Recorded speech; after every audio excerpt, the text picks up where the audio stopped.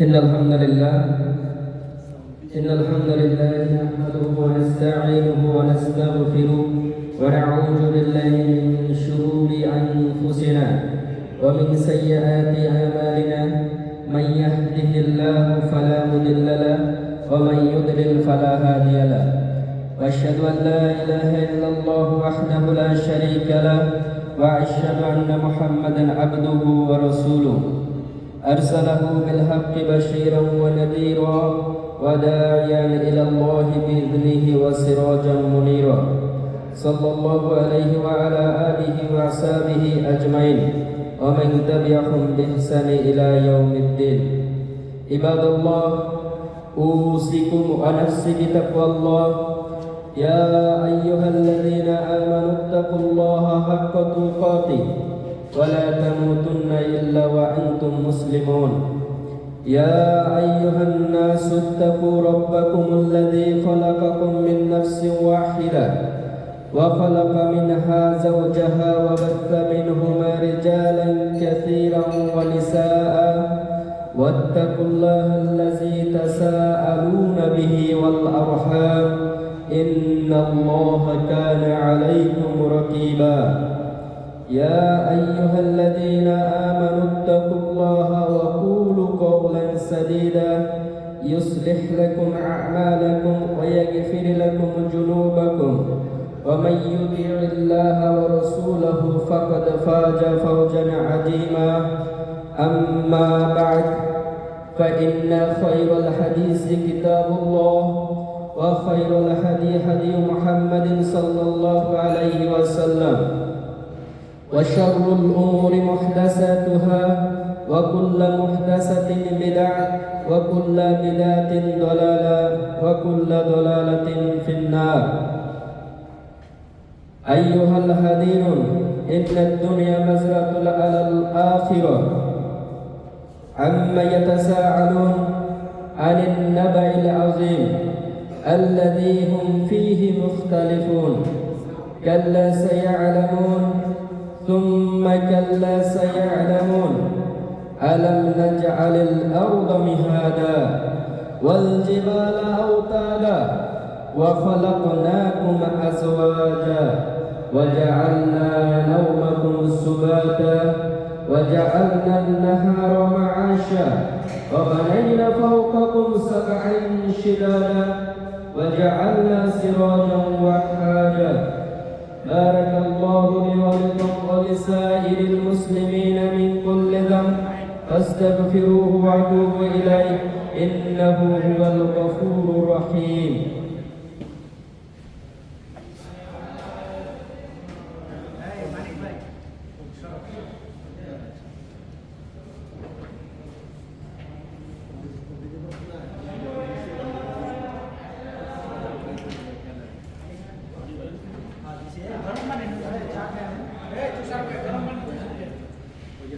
الحمد لله رب العالمين والعاقبة للمتقين والصلاة والسلام على رسوله محمد صلى الله عليه وسلم. সম্মানিত উপস্থিতি, আজকের খুতবার আলোচ্য বিষয় হচ্ছে সূরাতুন নাবা। আল্লাহ সুবহানাহু ওয়া তাআলা নিয়ামত সম্পর্কে আল্লাহ সুবহানাহু ওয়া তাআলা বলছেন যে তোমরা আমার নিয়ামত সমূহ দেখো উপভোগ করো, অনুভব করো যে এই নিয়ামতের মধ্যে আমি কি রেখেছি। আল্লাহ সুবহানাহু ওয়া তাআলা অনেক বিষয়ে প্রশ্ন করেছেন আর অনেক বিষয়ে আল্লাহ সুবহানাহু ওয়া তাআলা নিজেই উত্তর দিয়েছেন। তদ্রূপ যখন আল্লাহ রাসূল সাল্লাল্লাহু আলাইহি সাল্লামের উপর নবুয়ত প্রাপ্ত হলেন আল্লাহ রাসূল সাল্লাল্লাহু আলাইহি সাল্লাম, তখন আল্লাহ রাসূল সাল্লাল্লাহু আলাইহি সাল্লাম সাহাবীদেরকে ডেকে দিনের দাওয়াত দেওয়া শুরু করলেন, যেমন আখিরাত সম্পর্কে, কিয়ামত সম্পর্কে, কিয়ামতের দিন মানুষকে আল্লাহ সুবহানাহু ওয়া তাআলা করার পর আবার জীবিত করা হবে, আর কোরআনুল কারীম তেলাওয়াত করে শোনাচ্ছিলেন। এমন তো অবস্থায় যারা কাফের মুশরিক তারা এই বিষয়ে মন্তব্য করা শুরু করে দিল। এই বিষয়ে হাসি ঠাট্টা কিংবা অনেক প্রকার আল্লাহ সাল্লাল্লাহু আলাইহি ওয়াসাল্লামকে ব্যঙ্গ করতে শুরু করলো। অনেক তাফসীরবিদগণ বলছেন যে সেখানে ওদের মধ্যে কিছু কিছু মুমিনও ছিল, কিন্তু মুমিনদের সমালোচনা করার বিষয়টা এইটাই ছিল যে তাদের শেখার আগ্রহ। মুমিনরা এটাকে সমালোচনা এটাকে রিসার্চ করতো যাতে ওরা আরো শিখতে পারে, তাদের অন্তরে ইমানি জজবা মানে তাকওয়া বাড়ে। আর কাফেররা করতো আল্লাহ রাসূল সাল্লাল্লাহু আলাইহি সাল্লামকে আল্লাহ সুবহানাহু ওয়া তাআলা কিয়ামতকে ঠাট্টা করার জন্য। তখন আল্লাহ সুবহানাহু ওয়া তাআলা সূরা আন-নাবায় বলছেন, আম্মা ইয়াতাসাআলুন, তারা কোন বিষয় সম্পর্কে পরস্পরের মধ্যে হাসি ঠাট্টা করতেছে। বলতে নিজেদের মধ্যে হাসি ঠাট্টা করতেছে, নিজেদের মধ্যে গল্প গুজব করতেছে, নিজেদের মধ্যেই অনেক বিষয় সমালোচনা করতেছে। কোন বিষয়? আনিন নাবাইল আযীম, সেই মহা সুসংবাদের ব্যাপারে আর সেই মহা গ্রন্থের ব্যাপারে। এখানে তাফসীরবিদগণ বলছেন যে মহা সুসংবাদ বলতে আল্লাহ সুবহানাহু ওয়া তাআলার কিয়ামত সম্পর্কে আল্লাহ সুবহানাহু ওয়া তাআলা বলেছেন। আর মহাগ্রন্থ হচ্ছে পবিত্র কোরআনুল কারীম। ওই সময় ওরা বলতো, চিন্তা করতো যে মানুষ মরার পর আবার কিভাবে জীবিত হয়, মানুষ মরার পর আবার কিভাবে জীবিত হয়। আর আল্লাহ রাসূল সাল্লাল্লাহু আলাইহি সাল্লামের উপর যে কোরআন নাযিল হয়েছে এটা কি সত্য? এটাকে সত্য তারা মনে করতে পারতো না। এই জন্য এটাকে নিয়ে ঠাট্টা বিদ্রোহ হাসি তামাশা সবসময় এরা লেগেই থাকতো। আল্লাহ সুবহানাহু ওয়া তাআলা বলছেন, আল্লাযী হুম ফীহি মুখতালিফুন, আল্লাহ রাসূল সাল্লাল্লাহু আলাইহি ওয়াসাল্লামকে বলছেন যে ওরা যে বিষয়ে মতভেদ করতেছে, ওরা যে বিষয়ে হাসি ঠাট্টা করতেছে, যে বিষয়ে ওরা বিশ্বাস করতেছে না, সেই বিষয় সম্পর্কে তারা কিছু জানে। আল্লাহ সুবহানাহু ওয়া তাআলা বলছেন, ইকাল্লাহ, কখনো নয়, ওরা যে বিষয়টাকে মনে করতেছে সত্য আর যেটাকে মনে করতেছে মিথ্যা, যেটা ঘটবে আর ওটা সেটাকে তারা বিশ্বাস করতে পারতেছে না। তাদের ধারণা পুরোটাই ভ্রান্ত, তাদের চিন্তাধারা পুরোটাই ভুল। আল্লাহ কখনো না, তাদের চিন্তাধারা কখনো সঠিক না। সায়াআলাম, তারা অচিরেই জানতে পারবে যে সেই দিনটা আসবে কিনা, কিয়ামত হবে কিনা, আর মানুষ পুনরায় জীবিত করা সম্ভব কিনা, এটা তারা অচিরেই জানতে পারবে।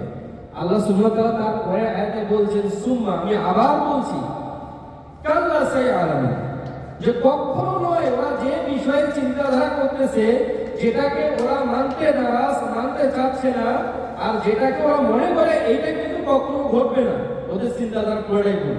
সায়াআলাম, অতি শীঘ্রই তারা দেখবে। তা আল্লাহ সুবহানাহু ওয়া তাআলা এখানে এক শব্দ দুইবার ব্যবহার করলেন কেন? এটার গুরুত্ব বোঝানোর জন্য। আমি যেমন আপনাকে যদি বলি যে ভাই এই কাজটা আপনাকে করতে হবে, এটা নরমাল, এই কাজটা আপনাকে এখন করতে হবে, তার মধ্যে একটা চাহিদা পাবো। যদি আমি আপনাকে বলি কাজটা আপনাকে অবশ্যই অবশ্যই এখনই করতে হবে, তার মানে ওই কাজটার উপর আপনার ফোকাস কিংবা জোর আর চিন্তাধারা বেড়ে যায়। আল্লাহ সুবহানাহু ওয়া তাআলা বলছেন যে এরা মরলেই দেখবে, অতি নিকটে দেখবে, কিন্তু মরণ কার কখন আসবে আমরা কেউ জানি? কেউ জানি না। যখনই মরবে তখনই সে বারজাখী জীবনে চলে যাচ্ছে, তখনই বুঝতেছে মানুষকে জীবিত করা সম্ভব কিনা। এই জন্য আল্লাহ সুবহানাহু ওয়া তাআলা বলছে যে তারা যে বিষয়ে চিন্তাধারা করতেছে তাদের বিষয়টা পুরোটাই ভুল, আর এটা যে ঘটবে এটা নিচ্ছে। কিন্তু এটা তো চলে গেল আখিরাতের ব্যাপার। আখিরাতে তারা মরার পর বারজাখী জীবনে যখন ঘটবে তখন তারা দেখবে। কিন্তু এই দুনিয়ার নিয়ামত সম্পর্কে আল্লাহ সুবহানাহু ওয়া তাআলা বলতেছেন তারপরের আয়াতে, আলাম নাসআলিল আরদা মিহাদা, তারা কি এই জমিনটাকে দেখে না? আমি যে জমিনটাকে সৃষ্টি করেছি এই জমিনটাকে তারা দেখে না যে আমি কি সুন্দর জমিনটাকে বিছানা স্বরূপ বানিয়ে দিয়েছি, যাতে তাদের চলাফেরাতে কোনো অসুবিধা হয় না, তাদের ওঠা বসাতে কোনো অসুবিধা হচ্ছে না, যাতে করে তারা জীবিকা উপার্জনে তাদের কোনো অসুবিধা হবে না, তারা চাষবাস করে খাচ্ছে। তা আমি তাদের জন্য এই জমিনটাকে এত সুন্দরভাবে বিছানা বানিয়ে দিলাম, এরা কি আমার নিয়ামত সমূহ দেখে না? তা আল্লাহ সুবহানাহু ওয়া তাআলা বলছেন যে এই জমিনকে এত সুন্দর করে বানিয়েছেন, এই পৃথিবী আমাদের কোথায় আছে? মূল বিষয় হচ্ছে পৃথিবীটা কোথায়। পৃথিবী কিন্তু কোনো কিছুর উপরে না, মহা আকাশের একটা গ্রহ, এটা হচ্ছে ভাসমান। ভাসমান এটা হচ্ছে ভাসমান, কিন্তু তার নিজস্ব একটা কক্ষপথ আছে যেখানে সে সারাক্ষণ ঘুরতেছে, বিচরণ করতেছে। তারপর পৃথিবী আর নড়ে না কেন, হেলে না দোলে না কেন? আমরা একটা লেভেল যদি জায়গা তো গাড়ি চালান, তারপরও অনুভব হয় যে গাড়িটা চলতেছে, অনুভব হয় না? এই পৃথিবী, এত বড় পৃথিবী মহা আকাশের উপরে শূন্যকারে ঘুরতেছে, আমরা বুঝি না কেন? আল্লাহ সুবহানাহু ওয়া তাআলা পরের আয়াতে বলছে, ওয়াল জিবালা আওতাদা, কেননা আমি পাহাড়গুলোকে প্লেট স্বরূপ ঘিরে দিয়েছি। এই জন্য পৃথিবী হেলে না বলে না। আমরা মনে করি এই যে কাঠ আছে যেটা নড়তেছে, একটা টেবিল নড়তেছে, একটা চেয়ার নড়তেছে, সেখানে ব্রেক ঠুকে দিলে কি হয়, নড়ানড়ি বন্ধ হয়ে যায়। কিন্তু প্রশ্ন হচ্ছে এই জায়গায় যে পৃথিবী তো কোনো কিছুর উপরে নেই, ব্রেক ঠেকলো কোন জায়গায়? প্রশ্ন না যে পৃথিবীতে কোনো কিছুর উপরে বসানো নেই, এটা ভারসাম্য, তাহলে ব্রেকটা মারলো কোন জায়গায়? আল্লাহ সুবহানাহু ওয়া তাআলা। আধুনিক সাইজের ব্যাপারে আমি আপনাদের একটা কথা বলি। আধুনিক সাইজ বর্তমান গবেষণা করে দেখেছে যে মাউন্ট এভারেস্ট কত বড় উঁচু পাহাড় না? দেখছে যে সমুদ্র ভূপৃষ্ঠ থেকে শুরু করে উপরের দিকে ৮,৮49 মিটার লম্বা। কিন্তু পরীক্ষাতে গবেষণা করে দেখে যে সমুদ্রের ভূপৃষ্ঠ থেকে নিচে এটা কয়েক হাজার কিলোমিটার লম্বা। তার মানে উপরে না যতটুকু আছে নিচে তার থেকে বেশি। কারণটা আরেকটা উদাহরণ দেই। একটা কাঠের টুকরা, গোলটা কাঠের টুকরা যদি সমান হয়, সেটাকে যদি আপনারা স্রোতের মধ্যে ভাসায় দেন, ওটা ঘুরতে যায় না? যখন ওই কাঠের টুকরার নিচে কোনো ভারী কিছু বস্তু রাখবেন তখন ওটা ভাসমান হয়ে যায়, আর ভারসাম্য রক্ষা করে ঘুরে না। তা আল্লাহ সুবহানাহু ওয়া তাআলা এইভাবে পেরেক ঠুকিয়ে দিয়েছে পাহাড়গুলোকে আসমানের দিকে, উপরে যতটুকু তার থেকে নিচে, তার মানে পৃথিবীটাকে ভারসাম্য রক্ষা করেছে কে?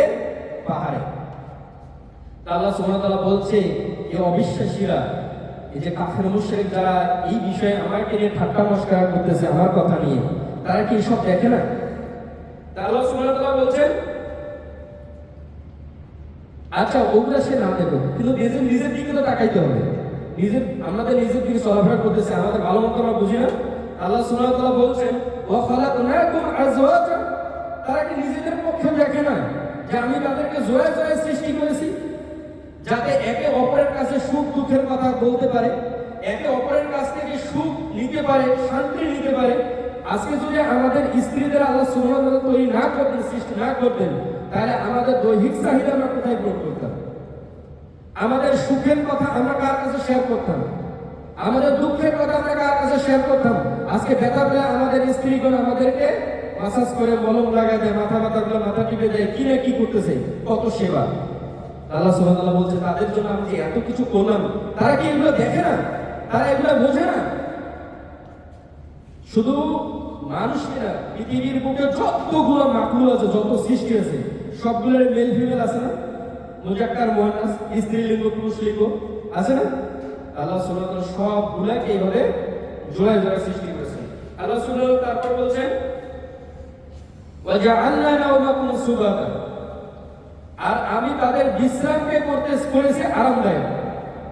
বিশ্রামকে আরামদায়ক করেছে আল্লাহ সুবহানাহু ওয়া তাআলা। কেন বললো? আমরা যদি সারাদিনে রোদের ভিতর কাজ করি, বর্তমানে 40 কি 42 ডিগ্রি সেলসিয়াস চলতেছে, তা আমরা ক্লান্ত হয়ে যাই না? ক্লান্ত হয়ে গেলে কি করি? ওই গ্লুকোজ খাচ্ছে, কেউ স্যালাইন খাচ্ছে, কেউ লেবু শরবত খাচ্ছে ক্লান্তি দূর করার জন্য। আর আল্লাহ সুবহানাহু ওয়া তাআলা বিশ্রামের মধ্যে, এত সুন্দর ঘুমের মধ্যে যে একটা অ্যান্টিবায়োটিক আছে, সেটা তো আমরা দেখি না। ঘুমাইলে সব ক্লান্তি দূর। আল্লাহ সুবহানাহু ওয়া তাআলা বলছেন কোনো খরচা ছাড়াই আমি তাদের অ্যান্টিবায়োটিক দিচ্ছি। তারা কি লক্ষ্য করে না? তারা কি এগুলো দেখে না? আর যারা এগুলো লক্ষ্য করবে, যারা এগুলো দেখবে, তারা কি কখনো আল্লাহর সৃষ্টি, আল্লাহর কথা, আল্লাহর নিয়ামত, আল্লাহর হাসর নাসর নিয়ে প্রশ্ন তো তুলতেই পারে না? আল্লাহ সুবহানাহু ওয়া তাআলা বলছেন তাদের তো এগুলো দেখা দরকার ছিল, তারপরে আমাকে নিয়ে তারা হাসি মশকরা ঠাট্টা করত। আল্লাহ সুবহানাহু ওয়া তাআলা বলছেন যে আমি বিশ্রামকে করেছি আরামদায়ক, আর এই বিশ্রামের জন্য আমি এক রাত বানিয়েছি। এই বিশ্রামের জন্য আমি এক রাত বানিয়েছি, শুধু বানাইনি। আল্লাহ সুবহানাহু ওয়া তাআলা বলছেন ওয়া জাআলনা লাইলা লিবাসা। লিবাসা মানে লিবাস হচ্ছে পোশাক। আল্লাহ সুবহানাহু ওয়া তাআলা রাতকে করেছে পোশাক স্বরূপ, আবরণ দিয়ে ঢেকে দিয়েছে, যাতে মানুষের ঘুম আরো ভালো, আরো শান্তিময় হয়। এখন যদি আপনি এই অবস্থায়, এই জায়গায় এসি চলতেছে, আপনি যদি এভাবে শুয়ে যান, তাহলে আপনার ঘুম যতটুকু না শান্তিময় হবে, একটা বালিশ, একটা কম্বল গায়ে দিয়ে শুইলে তার থেকে শান্তিময় বেশি হবে না ঘুমটা? আল্লাহ সুবহানাহু বলছে সব ব্যস্ততাকে আমি কেটে দিয়ে আমি আবরণে রেখে দিয়েছি রাতটাকে, যেন আমার বান্দারা শান্তিতে ঘুমাতে পারে। তাহলে এগুলা যদি কেউ দেখে, তাহলে আল্লাহর যে নিয়ামত সম্পর্কে আল্লাহ সুবহানাহু বলছে তোমরা আমার নিয়ামত দেখো, আর আমি তোমাদের দিনকে বানিয়েছি জীবিকা উপার্জনের মাধ্যম। যে তোমরা ঘুমাইবে, কিন্তু সারাটা জীবন যদি তোমার মানে রাতে হয়ে যায়, তাহলে তোমরা কামাইবে কে, খাইবে কে? এই জন্য রাতকে বানিয়েছি ঘুমানোর জন্য, আর দিনকে বানিয়েছি জীবিকা উপার্জনের মাধ্যম, যাতে তোমরা খেয়ে পরে চলতে পারো। যতটুকু সম্ভব হযরত ওমর রাদিয়াল্লাহু তাআলা আনহু থেকে একটা কথা বর্ণিত আছে, যেটা যে কিছু লোক নামাজ পড়ে মসজিদের ভিতর বসে জিকির আজকার করতেছিলেন। উনি বলছিলেন যে তোমাদের কি কোনো কাজ কাম নাই? তোমরা নামাজ শেষ, তোমাদের রিজিকের তালাশে বাইর হয়ে যাও। আল্লাহ সুবহানাহু ওয়া তাআলা যে রিজিকের জন্য এই দুনিয়াকে সৃষ্টি করেছে। সম্মানিত উপস্থিতি, যদি আমরা আজকে কাফের মুশরিকের কথা বাদ দেন, আজকে মুসলমানের ঘরে যে মুসলমানের বাচ্চা জন্ম নিয়েছে, সে যদি আল্লাহ সুবহানাহু ওয়া তাআলার এই নিয়ামতগুলোকে প্রত্যক্ষ মানে দেখে, অনুভব করে, সে কি কখনো বেনামাজি থাকতে পারে? সে কি কখনো পাপ করতে পারে? আমাদের সমাজে মুসলমানের বাচ্চারাই আজকে দেখেন, যদি বলেন যে ভাই পাপটা ছেড়ে দেন, তখন কি বলে, সমস্যা নাই, অভাব চলতেছে, মরার আগে তো অভাব করে মরবো, বলে না? এ কি জানে কবে মরবে? তার মানে তার ভিতরে এতটুকু ঈমান নাই, তার ভিতরে এতটুকু চাওয়া নাই, এতটুকু দেখেও না আল্লাহ সুবহানাহু ওয়া তাআলার নিয়ামত সম্পর্কে। যদি দেখতো তাহলে সে এই কথা বলতে পারত না। সম্মানিত উপস্থিতি, আল্লাহ সুবহানাহু ওয়া তাআলা যেন আমাদেরকে আল্লাহ সুবহানাহু ওয়া তাআলার নিয়ামত সম্পর্ক দেখে, তাদের নিয়ামত সমূহ দেখে, নিয়ামত সমূহ বুঝে আল্লাহকে চেনার তৌফিক দান করেন। আল্লাহ সুবহানাহু ওয়া তাআলা যেন আমাদেরকে জাহেলদের অন্তর্ভুক্ত না করেন। আল্লাহ সুবহানাহু ওয়া তাআলা যেন আমাদের মূর্খদের অন্তর্ভুক্ত না করেন।